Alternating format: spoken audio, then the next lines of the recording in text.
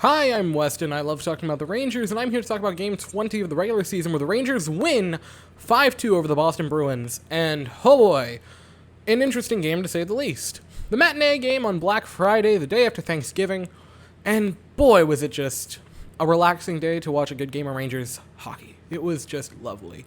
Sit down, warm coffee. It was just such a tranquil day, except for the fact of the game, because that was stressful for the first 45 minutes. Okay, so first period, let's start there. The Rangers looked horrible. That was one of the worst first periods we've played this season. That was comically bad. They were undisciplined, they couldn't score for a while, they couldn't even get shots on goal. It was just an embarrassment of a first period. Right? I'm in a Rangers group chat.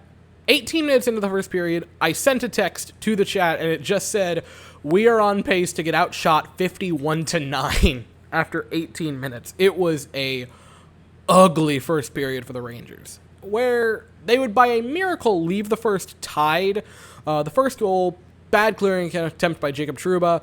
Craig Smith gets it right in front. He's all alone, puts a shot past Igor Shesterkin. Now, a lot of Rangers fans that I saw were upset about this because Shesterkin should have stopped it. And the only thing I could think about was, guys, we're getting outshot. At that time, I believe we were getting outshot like 15-2. I'm like, guys, Igor is not the problem. Also, here's something relevant about that goal. Igor Shesterkin had just killed off 4 minutes of power plays for the Bruins after that. It was like a second or two after the second penalty ended. It was ridiculous. Like, this, should he have had it? If that was like to start a game, then yes, he should have. He was dead tired at that point. Give the guy a little bit of a break here. Now, with seconds left in the first period, the Rangers would respond. Dryden Hunt has the puck. He's going towards the net. He gets a little about even with it, I would say. Drops one back for Panarin. He centers one right in front of the net for Ryan Strome, who tosses it on in there. It's one apiece, and the Rangers somehow, some way, leave the first period tied one apiece. I don't understand how that occurred. They should, I can only imagine they completely dapped up Igor Shesterkin after that first period, and if they didn't, they are idiots, because he was the main reason it was even close at that point. It could have been a blowout already. They got outshot 17-5 in the first. It was it was ugly. So, in the second period, you head into it, you're tied one apiece, and the Bruins would strike first in the second period. Now, here's a real issue the Rangers had right here, right? Face off in our zone. Bruins win it, which is sort of a theme this season because the Rangers, once again, are bad on face-offs. I don't care all that much about face-off percentage, but, I mean, you get to a point where you kind of get sick and tired of just losing every single face-off. And, there's an issue. You see, so, traditionally in hockey, you have 5 players, right? And you usually put your 2 defensemen back near the net on plays like this. That's what you normally would want to do. Because, Bruins get 2 guys right along the net. It's Matt Grzelcyk and Parise Bergeron. And you think, oh, surely both of our defensemen are going to be there. Miller is off I have no idea where he's at. Trouba decides, well, I kind of got to pursue one of these guys, and goes for Grzelcyk. And here's the thing. It's a really nice pass by Grzelcyk. He puts it over, and no one is within 10 feet, even that close. Let me phrase that, because I think Trouba might have been within 10 feet. No one's facing Bergeron within a 10 to 15-foot radius. He is completely alone with no one there.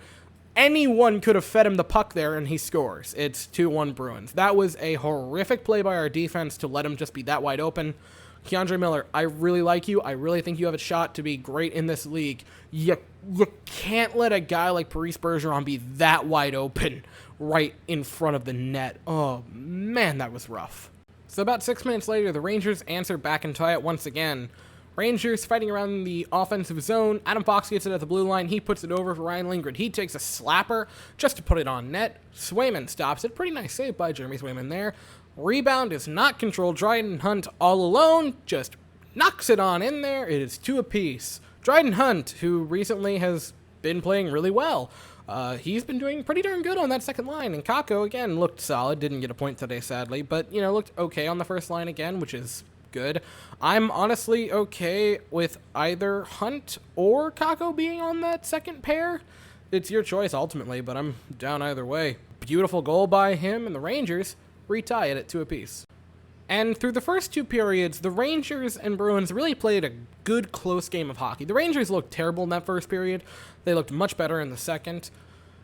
And it was this hard-fought, no one's giving an inch battle. And I didn't think it was going to break open. I thought one team would luck out and get a third goal, and it would probably end there. But about halfway through the third period, the wheels completely fell off for the Boston Bruins. It started with this goal. Strome has it at mid-ice. He starts heading in. He gives it to Julien Gauthier on the other side of the ice. He plays a puck beautifully for this fantastic pass right in front of the net. Artemi Panarin walks in.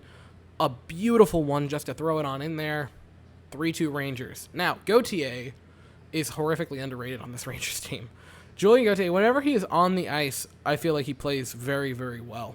He always is just giving it 110%, which I know that's a very corny and overused phrase, but I mean, whenever he's out there, he always looks good. Recently, Gauthier has really just started to play great. He would have another assist later on. He had 2 today overall. He's looking better. And this may not even have been his best assist. Obviously, it was also a very nice goal by Artemi Panarin, who cashes in. For the first time he's scored a goal in a little while. He's been getting a lot of points, but most of them have been assists. So Panarin gets his 5th of the year.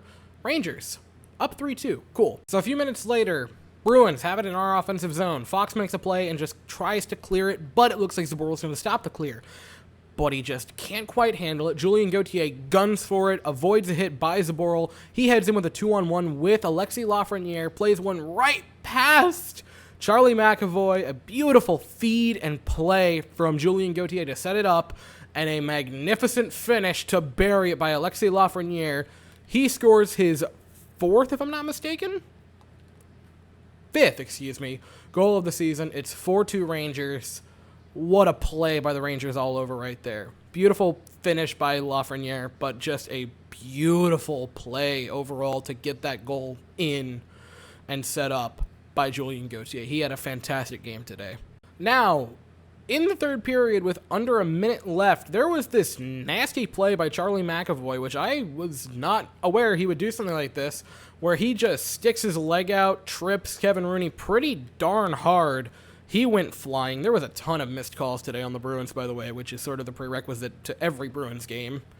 So he got weird. I didn't like that Barclay Goodrow got a penalty after that because, I mean, it's a response to McAvoy just being awful. It was a nasty hit. He didn't actually get anything on Kevin Rooney, which is ridiculous. He blew him up. Like, knee to knee, that's incredibly dangerous. Don't, like, why? That happened. I hated it. It was 4-on-4. In 4-on-4, Jacob Trouba from behind our net just launches one. I mean, it's an empty net goal, so how pretty can it be? But still a nice one, I suppose, from Jacob Trouba all the way down. He scores 5-2 Rangers with basically 10 seconds left. Brad Marchand got a game misconduct, and Artemi Panarin did as well because he took his glove off and threw it at the Bruins bench. Not like Panarin was on the ice, but he was just on the bench yelling at them and then just yeeted the glove at him. Which, I gotta be honest, is pretty funny. But that was it. The Rangers, I mean, they looked awful to start the game. They had a much better second period, and in the third, they completely just dominated play throughout it. They were very lucky to get a win today. It could have been over after that first period, and I really can't emphasize it enough. Shesterkin stood on his head. He kept us in this game, and then the offense woke up, which when the offense decides to wake up, they are lethal. The Bruins, very good defensive team, and the Rangers just did great. Still got outshot overall, but, you know, it was closer than some of our games that we've won. I mean, we've been outshot way worse than this and still won. So this was a good game for the first, 50 minutes. But then the wheels really fell off for Boston. I already said it, but Gauthier played wonderfully today. Adam Fox had another multi-assist game. He is first among all defensemen in points, looking like he might do it a second time in a row, which would be awesome for Adam Fox. He's following up his Norris campaign with a pretty slick season. Panarin had a pair of points, a goal and an assist. Trouba had the empty netter, but still counts. Lafreniere had a beautiful goal. Gauthier looked great. I already mentioned him. Strome looked surprisingly solid, even though he completely just didn't shoot the puck in the second period with the net being wide open. Don't get why that didn't happen. And Igor looked wonderful. Igor, again, bailed us out more than once today. Great. Just, after that bad of a start, I don't know. That was such a bad first, 20, 25 minutes. I have a hard time saying, oh, yeah, the Rangers played well today. They played great after, the 30-minute point of the game. They played wonderfully. But before that, bit rough, and I don't know if I can totally say that. But they get the win, and that's what I care about. So, it was a game. The first period was rip your hair out stressful. But don't care. Get the 2 points. We are now tied. All 3 teams in the Metro right now, all top 3, have 29 points. So the Rangers, I mean, everyone keeps saying the Rangers going to fall off any time now, and they just they don't fall off, man. They keep on rolling. They keep on chugging along. We are going to play again Sunday. We play the Islanders, and we're going to host the Islanders in MSG this time. So, side note, I thought it was really funny to see all the Islanders fans freaking out about Wednesday's game of we're injured. Congratulations, Rangers, you beat an injured team. It's come on. We had that excuse last year, and you told us we were being petty. So, Islanders fans, go cry more. Anyway, that's at 6 p.m. Sunday. I'm looking forward to it, especially with how the last Islanders game went. Rangers, man, looking solid. Anyway, I'll be here after that. I'll also be here earlier that Sunday because of the Jets, which is, I'm not looking forward to that game if I'm being completely honest with everybody. But I'll be here then. So, that is all I have to say for the video. Thank you all so very much for watching. I hope you all have an absolutely fantastic day, and as always, go Rangers.